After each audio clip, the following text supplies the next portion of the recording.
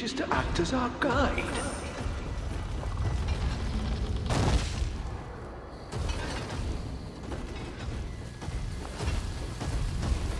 Benkei.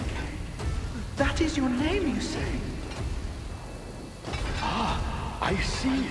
Apparently he caught sight of your blade and mistook it for his master's, or so he says.